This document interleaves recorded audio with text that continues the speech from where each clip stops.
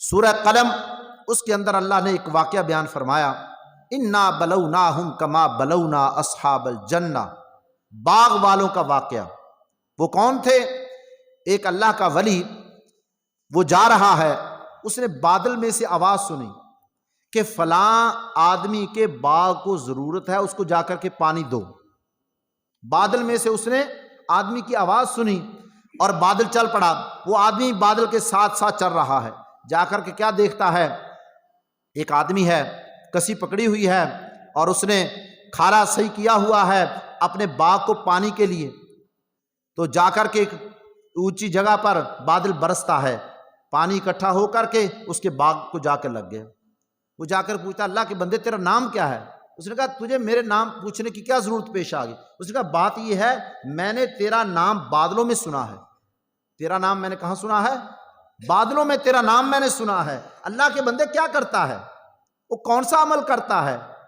کیا تہجد پڑھتا ہے، نفل پڑھتا ہے، کرتا کون سا عمل کرتا ہے؟ وہ کہنے لگا لمبے چوڑے عمل نہیں کرتا، بات یہ ہے میں اپنے مال کا جب میرا پھل تیار ہو جاتا ہے نا، باغ کا پھل، میں یتیموں غریبوں مسکینوں کو پہلے ہی وقت دیا ہوتا ہے، وہ اپنے وقت پر آ جاتے ہیں، میں 3 حصے مال کے کرتا ہوں، ایک حصہ اسی باغ کے اوپر لگا دیتا ہوں، ایک حصہ اپنے بیوی بچوں کے لیے رکھ لیتا ہوں، اور تیسرا حصہ غریبوں مسکینوں یتیموں کو تقسیم کر دیتا ہوں۔ تو اچھا، کہتا ہے میرے باغ کو سنڈی نہیں لگتی، کیڑا نہیں لگتا، اس کو سپرے کرنے کی ضرورت نہیں ہوتی، جب ہی ضرورت پڑتی ہے پانی کی اللہ بارش بھیج دیتے ہیں، پانی لگ جاتا ہے۔ اچھا، وہ اللہ کا ولی جب فوت ہو گیا، اس کی اولاد جب باغ پک گیا، پھل پک گئے، اب مشورہ کرتے ہیں۔ جب مشورہ کیا، کہنے لگے ہمارا باپ تو پاگل تھا، اتنا بڑا مال اللہ کے راستے میں ایسے دے دیتا فقیروں کو غریبوں کو، ہم نے کیا کرنا ہے؟ ہم پورے باغ کا پھل اکٹھا کر کے لائیں گے، منڈی بیچ کر پیسے لے کر کے گھر آئیں گے۔ ان میں سے جو درمیانہ بیٹا تھا نا ان کا، اس ولی کا، اس نے کہا بھائی ایسا نہ کرو، سب اس کو گھورنے لگے ہیں۔ اس کا چلو ٹھیک ہے میں بھی تمہارے ساتھ ہوں، میں بھی تمہارے ساتھ ہوں، ٹھیک ہے۔ اللہ نے قرآن میں اس کا واقعہ بیان فرمایا، سورۃ قلم 29واں پارہ، فرمایا کہ رات کے وقت وہ چلے، اس ولی کے نیک آدمی کی اولاد بھائی رات کے وقت اپنا پھل توڑنے کے لیے چلے۔ کیسے چلے؟ چوروں کی طرح آہستہ آہستہ پاؤں رکھتے ہوئے۔ کہنے لگے باپ کے ہلائے ہوئے غریب مسکین یتیم یہ آ کر جھوریاں لے کر کے آ جاتے ہیں کہ تم نے کس وقت باغ کا پھل توڑنا ہے، رات کے وقت جائیں گے، کسی کو پتہ نہیں چلنے دیں گے۔ تو چوروں کی طرح رات کو چلتے ہیں، آہستہ آہستہ پاؤں رکھتے ہیں، بستی سے باہر نکلتے ہیں، ساری رات چلتے رہے چلتے رہے چلتے رہے، باغ نہیں ملا، باغ ختم ہو گیا، باغ کو آگ لگوا بیٹھے، اللہ نے باغ کو جلا دیا، ختم کر دیا۔ کہنے لگے کہ ہم جب گھر سے چلتے تھے نا، اور ہمارے باغ کی خوشبو تو وہاں سے آنا شروع ہو جاتی، آج کیا ہو گیا ہے؟ ساری رات ہو گئی سفر کر رہے ہیں، ہمارا باغ ہی نہیں مل رہا۔ وہی درمیان والا کہنے لگا میں نے تمہیں کہا نہیں تھا اللہ کو ناراض نہ کرو؟ کہتے اچھا پھر؟ انہوں نے کہا نیت صحیح کر لو، نیت کو کیا کر لو؟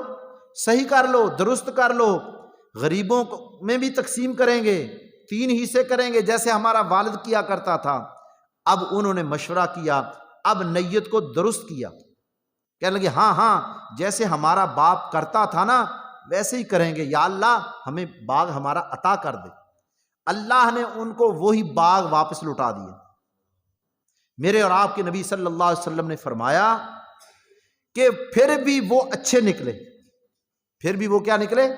اچھے نکلے، اللہ سے توبہ کر لی، اللہ نے اس کے بدلے میں اور باغ عطا کر دیا، اللہ نے نعم البدل، اس کے بدلے میں باغ عطا کر دیا۔ تو فرمایا سورہ قلم کے اندر اللہ نے ان کا واقعہ بیان فرمایا کہ جس وقت انہوں نے اپنی نیت کو برا کیا، اللہ نے ان کے باغ کو آگ لگا کے ختم کر دیا، اور جس وقت انہوں نے اللہ سے توبہ کی، اللہ سے معافی مانگی، اللہ سے صلح کی، اللہ نے ان کو باغ واپس لوٹا دیا۔ تو اللہ رب العزت فرماتے ہیں کہ وَمِنْهُمْ مَنْ عَاهَدَ اللَّهَ لَئِنْ آتَانَا مِنْ فَضْلِهِ لَنَصَّدَّقَنَّ وَلَنَكُونَنَّ مِنَ الصَّالِحِينَ۔ بعض لوگ ایسے ہوتے ہیں اللہ سے دعا کرتے یا اللہ ہمیں مال عطا کر، اللہ جب دے دیتے ہیں مال فَلَمَّا آتَاهُمْ مِنْ فَضْلِهِ، اللہ پاک فرماتے جب ہم ان پر اپنا فضل کر دیتے ہیں بَخِلُوا بِهِ، وہ بخیل بن جاتے ہیں، وہ کنجوس بن جاتے ہیں، وَتَوَلَّوْا وَهُمْ مُعْرِضُونَ، اپنے کیے ہوئے وعدے سے کیا ہو جاتے ہیں؟ پھر جاتے ہیں۔ تو اللہ پاک اگر مال دے تو مال کی زکوٰۃ ادا کرنے والا، مال کی عشر نکالنے والا، مال کو اللہ کے راستے میں خرچ کرنے والا بھی بنائے۔